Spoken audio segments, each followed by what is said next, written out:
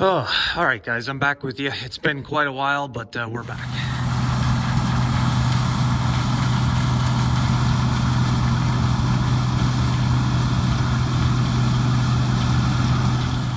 All right, so I guess it wasn't the best place to leave you guys that I was recovering recovering from COVID this winter and not posting a video for quite a while. So today's video is just kind of going to be a summary of where we're at. We're still here. We're still going. So let's get into it today. All right, so we're nearing the end of March. It is very chilly outside, and wow, a lot of things have happened, not only in the world, but in the world of agriculture since my last video, kind of given the year-end summary was where I left you guys. Things are really upside down and twisted around here. And to some extent, we've seen this before. 2008 comes to mind, 2009. A lot of you guys may remember those years with astronomical fuel prices, high commodity prices, but also high input costs. So here we are again. I had worked through the 2008, 2009, 2010 were pretty tough years for me. There are a few key differences that I notice, not so much in ag, but in other areas. If you remember back in 2008, 2009, there weren't many jobs available. If you'll remember, there were a lot of unemployed people at the time. That was, of course, the U.S. housing crisis that kind of started that whole thing. And I was among the many who were unemployed during that time, laid off. And wow, trying to find a job during those years definitely was not a treat, was not fun. I kind of went off on my own a little bit there and tried other ways to make money. One good thing about the whole thing was I was with an ag background. Agriculture was working to some extent in those days, like I said, with higher commodity prices, and farmers were doing a little bit better than your average employee. So yeah, definitely something different from today. Today, there's a lot more jobs available. There's a lot more places you can get a job anywhere, it seems, these days. Everybody's hiring. They're giving bonuses for people to stay, for people to join, all kinds of stuff. So that's one key difference that I'm noticing from 2008 to today. Another thing that I think Housing, of course, is a little bit different today. Property, back then you wanted to buy a house, you could buy a lot of bank-owned homes back then. A lot of people defaulting on loans. Of course, you guys remember the whole subprime mortgage thing. But today, housing is way different. A property comes up for sale at an astronomical price, and it's gone within a week or two. Housing is way out of control. And of course, anytime you have, at least I figure, anytime you have higher commodity prices, it seems like agricultural land values seem to go up. Saw some articles about land in different states that has went up. However, one of the similarities from 2008, 2009 to today was, well, you might have high commodity prices. Everything else, the inputs have just gone crazy. I mean, absolutely off the deep end, tripled in price, quadrupled in some cases. So, well, you might be getting double for, let's say, a bushel of corn now, or double for a bushel of beans from what you got in previous years. What good is it when inputs have gone up by 3, 4, 5 times?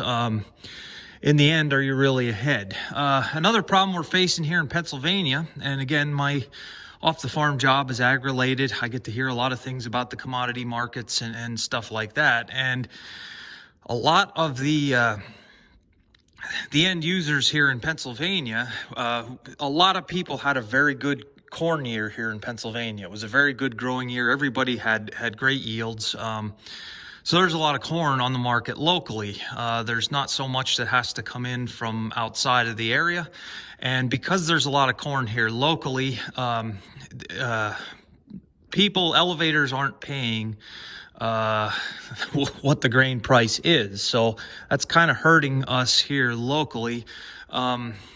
When the basis is minus 85 and even worse in some places. But there's a lot of guys, I think, right now that this is the time of year you need cash flow, so they're selling anyway. So, but I don't know. It's history just constantly is repeating itself. But there are some differences here between 2008. I was one of the guys that got that $8 a bushel corn back in I don't know if it was 09 or 2010, somewhere in there. But as everybody knows, and I don't need to make light of this. You guys know this. Input costs went up then and never came back down. So you were still paying high input costs to this day because of that, and you're still getting $3 and $4 corn. So I don't know how this is gonna change things. What we're going through now, if $1,200 a ton for urea is going to be normal, or I didn't price the liquid stuff yet, but spray is another hard thing that a lot of people are having trouble coming across. So far in Pennsylvania, not so much getting the spray, at least in my circle and my travels. You can still get the stuff, however, you are limited. They're putting caps on what each customer can buy. So the larger guys are going to have to go to multiple sources to get the spray that they're going to need for this year. So yeah, definitely some weird things going on. Okay, so what does all this mean for my small operation here? Basically the game plan, and I didn't plan it this way. It kind of all worked out a little bit, and I don't want to say that this is the right way or everything here is taken with a grain of salt. Things just worked out for me this way. I had a lot of fields in the past couple of years that have been corn on corn, and the fields could handle it. They were the more fertile fields, with constantly putting chicken manure on, the fertility wasn't suffering. But I had plans last year already to start rotating some of this corn on corn and go back to soybeans, which was the plan all last year. And especially now with things the way they are, soybeans is going to be probably the primary crop this year. And like I said, I knew early on last year that the corn on corn, I mean, it was still working, but it wasn't that, it's not.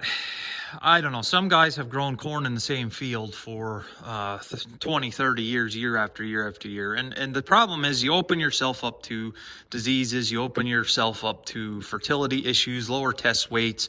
I do believe in the rotation. Now, it all depends on your land. There's some places that corn's the only crop that's going to grow. But here we have the option to rotate. So that's what we're going to end up doing. We did hit 57 bushel to the acre last year with soybeans, and that's not really the factor of why I want to do more soybeans. We just had a beautiful August last year that was really what we needed to grow soybeans. So, like I say, it just worked out with the rotation. We will have corn. We are going to grow corn. There are fields. I don't want to go beans on beans. So anywhere I had beans last year, we're going to go back to corn. But yeah, some of these corn on corn fields, we're going to be, excuse me, changing it up here. And we're going to definitely get some more beans in the ground this year. So beans will require a little bit less inputs.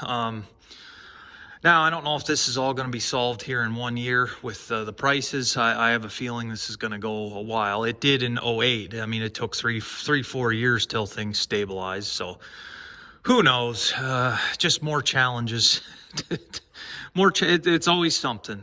Yeah, it sounds nice getting the high commodity prices, but in the end, you're still worse off than if you didn't have high commodity prices. So I don't know. That's just kind of what I'm seeing here in my local area, what I've been hearing.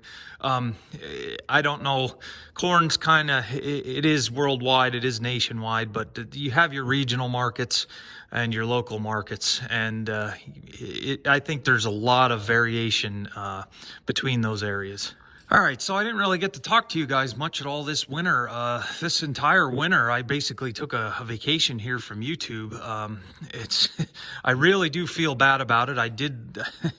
I do enjoy making these videos, but yeah, this winter was just this winter just felt long to me.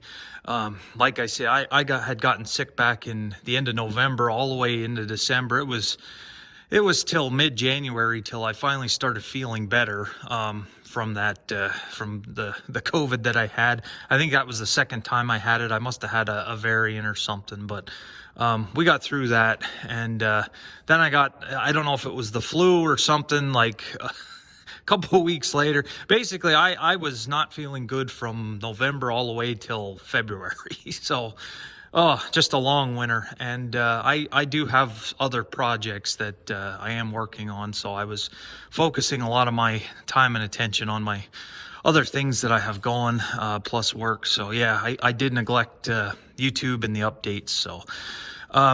So where we're at, I need to start getting some of the equipment ready. It is very cold right now. There's another cold snap here. March, I think we still have some snow forecast and quite a few frosts, so we're not quite ready to start the spring burn down. And my sprayer, I gotta get my sprayer tire fixed. I still have a flat tire. I still have to finish getting the rest of my spray, which that's going to be interesting here. So as soon as we start getting ready to roll here, I'll try to take you guys along for some of the updates. But without the haymaking anymore, it's just going to be me and a lot of spraying and fertilizing, and that's pretty well, unless I'm here for the planting or the harvest, it's going to be a little bit tough to get content. But and the thing of it is, I have not watched any ag. I've watched very little YouTube even this winter. And a lot of the people I subscribe to, I'm months and months and months behind watching what everybody else is doing, and I kind of lost the pulse of what YouTube ag channels are. I don't know, maybe